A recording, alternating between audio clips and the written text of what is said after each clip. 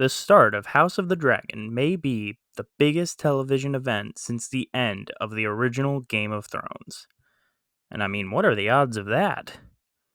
The hype for this series does exist, even if the internet is in one of two camps.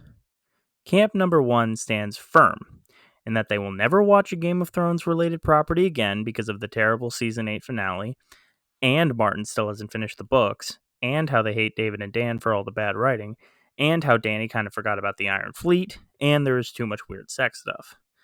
Or you're in Camp 2, which is, hey, that looks neat. I myself was pretty excited for this series, as I think that Targaryen history was always fascinating. But Game of Thrones was always lacking due to the fact it was mostly only Daenerys doing the heavy lifting. I mean, everybody in the show always talked about how big of a deal they were, and brought up the Mad King and Rhaegar, who sounded a lot more interesting than what we were getting. And once Viserys got a golden shower, I just was kind of bored with what we were left with. Daenerys was all we got until, spoiler alert, Jon Snow's true parentage was revealed. She was just kind of one note for me, and every episode with her felt very samey. I liked her a lot more in the books, and I do think Emilia Clarke did a great job with the character. I just think they needed to break the wheel a bit more in the writing sense, and maybe not forget about the Iron Fleet as much. But this show looks like it will give us a huge variety of Targaryen personalities to enjoy, and I'm really excited to see how this story plays out. I already know the ending, but I'm still interested in seeing all the big moments the small screen has to offer, and then read about why it was good or bad on Reddit. Now that the intro is out of the way, we can start discussing the show where albinos rule over the rest of the lands of Upside Down Ireland. The show begins with a narration by an older Rhaenyra of why we should care about the Targaryen Empire and how great they are currently doing, which is not foreshadowing, I promise. Then, because of sexism, King Jaehaerys chooses his grandson, Prince Viserys, not that one, to be his new heir. Heirs are very important in this show, as we will see later on, and grow annoyed with as the word is mentioned more. And because her cousin has a penis, Rhaenys will become the queen that never was, a nickname that is basically as bad to her as the Kingslayer was to Jaime Lannister, who this show doesn't know will exist at one point.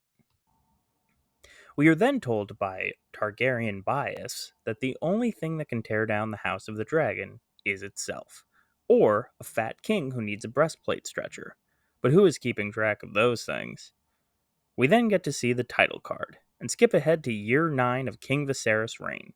I mean, nothing important could have happened there. And we get a reminder that Game of Thrones exists 172 years later, specifically Daenerys, or as Jon Snow calls her, my queen. We then get a very nice dragon flying sequence over King's Landing, which is also not foreshadowing for another time that happens. Once the dragon lands, we see that it's being ridden by Princess Rhaenyra. She is King Viserys' daughter and firstborn. We get some cool world building with dragon tamers, and the princess has some witty banter with a bald knight. This is all right before we meet her best friend Alicent Hightower. These are the two future Yes Queens of the Six Kingdoms. Remember, Dorne hasn't yet come into the fold. After we see them walk through the Red Keep a bit, Rhaenyra visits her mother, a very pregnant Queen Aemma, who has only got a few days left before retirement. The last time we saw a pregnant Targaryen, she got stabbed, so hopefully this one will be luckier. We get some more talk about how hard it is to be a mother that Bill Burr would disagree with, and then cut to the king telling a joke to his small council. This is a call forward to when Tyrion Lannister, who does not exist yet, brings a honeycomb and a jackass into a brothel. Corlys Velaryon complains about piracy, which I'm sure most streaming services can relate to, and nobody else cares. They're more focused on Rhaenyra being late because they wanted to get drunk in the afternoon and needed her to pour the wine. This brings up the fact that, like horses, dragons leave a very distinct smell on their riders.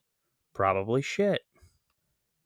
The small council then mentions how irresponsible they think the king's brother Daemon Targaryen is, which Viserys quickly shuts down. But, like he tends to do, Corlys Velaryon can't help but talk about trade disputes, like all good prequels are required to do. And every Game of Thrones show needs to start with a tournament, and the talk of boys and bellies is briefly discussed. Is it just me, or does pregnancy end poorly in this world? Then we see Daemon Targaryen for the first time committing a bit of light treason. He sits on the Iron Throne, which shows us how cool he is. Rhaenyra confronts her uncle, and Daemon gives his niece a necklace, insinuating that he would like to make the sex with her, and shows us he's just generally a creepy dude. The next scene has Alicent Hightower and Rhaenyra sitting under a tree and talking about girl things like the line of succession and how power is cool. Next, we see King Viserys with infected wounds caused by the Iron Throne, which looks like syphilis, but we are told is not. This undoubtedly confirms my suspicion that sitting on sharp swords is a bad idea. King Viserys talks to his wife, and she tells him that she will never be pregnant again, which is true. We then get to see that little troublemaker Daemon murder a bunch of people and dismember their arms and balls with his gang of gold cloaked scoundrels. He makes a pile of body parts and leaves a few of them eunuchs, which we are supposed to think is cool. I do not question Daemon's honor, I simply deny its existence. Otto Hightower agrees with me while placing his ball on the table, and Daemon enters this party of party poopers that they call the small council meeting, and he makes some good points, which is kind of unexpected. He then says he'd rather F sheep instead of his wife, which I can't argue with since I haven't seen her yet. I might have just started the show, but I have a feeling Otto and Damon could solve a lot of their problems by measuring each other's members in their bedchambers. Damon then measures his member in a bedchamber with a lovely lady while not being able to finish what he started. His lady friend tells him it's all cool, dog, and that she can just invite some friends up there with them. Maybe someone with silver hair, more foreshadowing. But all Damon really needs in the end is a hug. And so the tournament starts, and the arena they are sitting in looks like a giant vagina. It's much more impressive than the tournament grounds in season 1 of Game of Thrones. It's hard to believe how good that show was with such a small budget.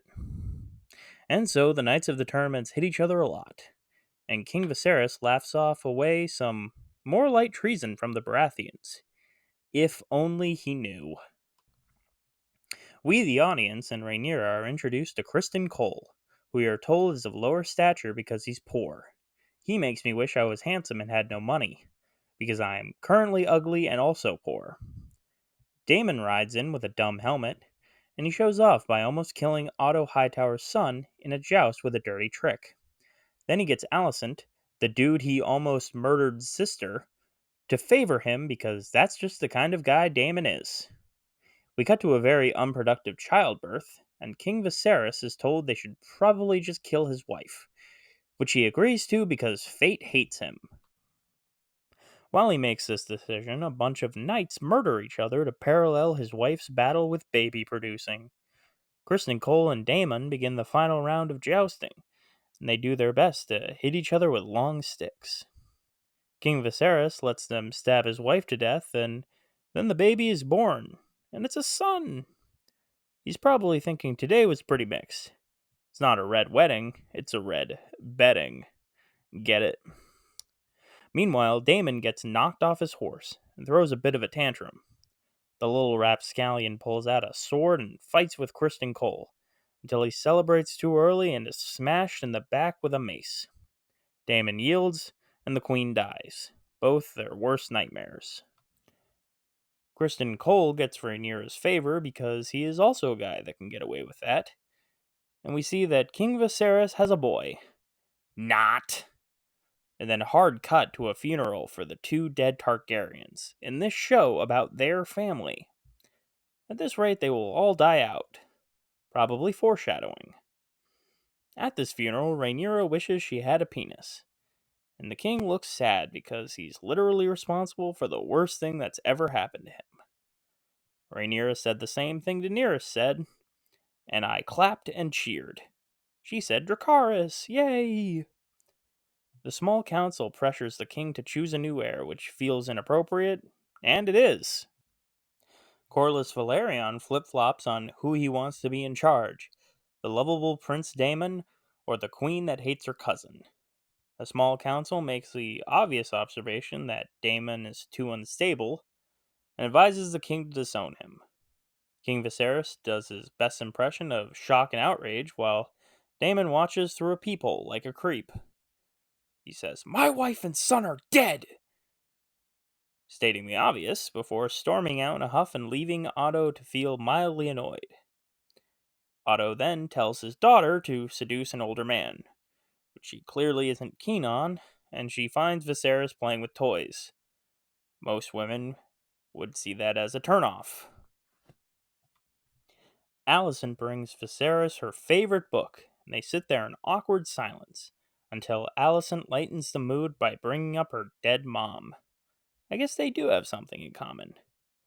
Daemon enjoys some sexy times and comes up with a nickname as good as the Kingslayer and the Queen Who Never Was, the Heir for a Day. He should really help high school bullies in his free time. Otto Tattletale, and Viserys is not too happy about it. He threatens to cut out Daemon's tongue and yells at him for a while. Then Daemon calls Otto the C word, which he kind of is. And Daemon tells his brother some harsh truths, which Viserys tells him to go back to the Vale. He decides to name Rhaenyra his heir, and cuts himself on the throne again because sitting on swords is still dangerous. I know, right? We see Viserys not understand how fire works in front of Balerion the Black Dread's skull, and Rhaenyra joins him. She makes the smart observation that without the dragons, the Targaryen family would probably suck, which is more foreshadowing. And Viserys says some more important stuff about the Targaryens and dragons, and then tells Rhaenyra that she could totally be the queen. Meanwhile, the houses of Westeros pledge their loyalty to Queen Rhaenyra while crossing their fingers. Daemon takes his new lover to Dragonstone because he doesn't take orders from his brother. He is the personification of healthy masculinity. Lastly, Viserys talks about the season finale of Game of Thrones and advertises George R. R. Martin's A Song of Ice and Fire book series. He says that unless a Targaryen sits upon the Iron Throne, the long night battle will be too hard to see, and fans will complain online. What a smart king he is. The episode ends with Rhaenyra looking like she's about to sneeze, and the credits start. Overall, this show really brought back a lot of what was great about the first few seasons of Game of Thrones. The characters that are being set up have a lot of potential, and the only thing that could derail the hype now is bad writing. Hopefully, this show will establish a dynasty that will last 1,000 years and not collapse into nothing like the Targaryens did. Oh, wait.